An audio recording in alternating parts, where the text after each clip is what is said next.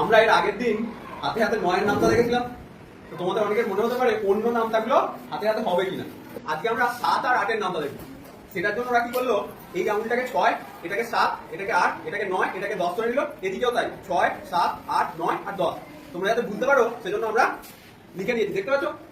আচ্ছা, এইবার এর মধ্যে থেকে 7 আর 8 এর নামটা যদি আমরা করতে যাই, তাহলে যে কোনো দুটো আঙুল, যে নামটা আমরা করতে চাইছি সেই আঙুল দুটোকে আমরা ধরো 7 আর 8 গুণ করলে কত হবে? এদিক থেকে 7 নিচ্ছি আর এদিক থেকে 8, এই দুটো আঙুলকে আমি টাচ করে দিচ্ছি। দেখতে পেয়েছো? 7 আর 8 কে ঠেকেছি। 7 আর 8 যেখানে ঠেকেছে তার নিচে কতগুলো আঙুল আছে বলো তো? নিচে 7 আর 8 এর নিচে 1, 2, 3 এই দুটো ধরে নেবো। 5টা যে দুটো আঙুল ঠেকে আছে সেই দুটো সমেত, তাহলে মোট 5টা আঙুল, এদিকে 3টে এদিকে 2টো, ঠিক আছে? 5টা আঙুল নিচে আছে, সেই 5টাকে আমরা 10 দিয়ে গুণ করে নেবো। 5 10 এ 50, দশকের ঘর একটা পেয়ে গেলাম। আর উপরে কটা আঙুল আছে দেখো? এদিকে 3টে আছে আর এদিকে 2টো আছে।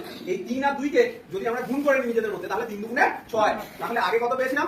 আগে পেয়েছিলাম 5, যেটা 5 10 এ 50 পেলাম, আর এখানে পেলাম 3 দুগুণে 6। তাহলে 7 আর 8 গুণ করলে হবে 56। 7 আর 8 গুণ করলে হবে 56। আমরা আরেকটা সংখ্যার জন্য লিখি। ধরো 7 আর 7 গুণ করছি, তাহলে এদিক থেকে 7 আর এদিক থেকে 7, তাহলে নিচে 1 2 3 4 চারটে আঙুল আছে, নিচে 4টে আঙুল আছে। এই নিচে 4টে আঙুলকে আমি 10 দিয়ে গুণ করলে নিচে 40, আর উপরে কটা থাকবে? এদিকে 3টে আর এদিকে 3টে, 9টা আঙুল। 3 আর 3 এ 9 গুণ করে নিলে তাহলে নিচে 4টে আঙুল, তার জন্য 40 আর উপরে 9, 49। 7 7 এ 49। যদি আমরা 8 আর 8 করি, আমরা বর্গমূলের কথা বলছিলাম, তাহলে 7 আর 7 এর বর্গমূল কত পেলাম? 49। 7 আর 7 গুণ করলে পেলাম 49।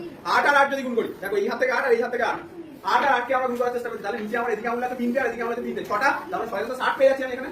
60, 8 উপরে এদিকে 2 আর এদিকে 2, 4, তাহলে 60 আর 4 এ 64, 28 এ 64। যদি আমরা 8 আর 9 গুণ করি, যদি আমরা 8 আর 9 গুণ করি, তাহলে 8 আর 9 গুণ করলে নিচে কতগুলো আঙুল? এদিকে 4টে আর এদিকে 3টে, কতগুলো হলো? 7টা।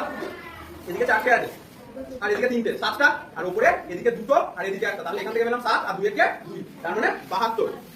8 9 72। তাহলে এইভাবে কিন্তু আমরা 7 আর 8 এর নাম থাকলেও 9 নামটা একদিন পেয়ে গেছি। 7 আর 8 ছাড়া অন্য নাম থাকলেও আমরা এইভাবে করতে পারি।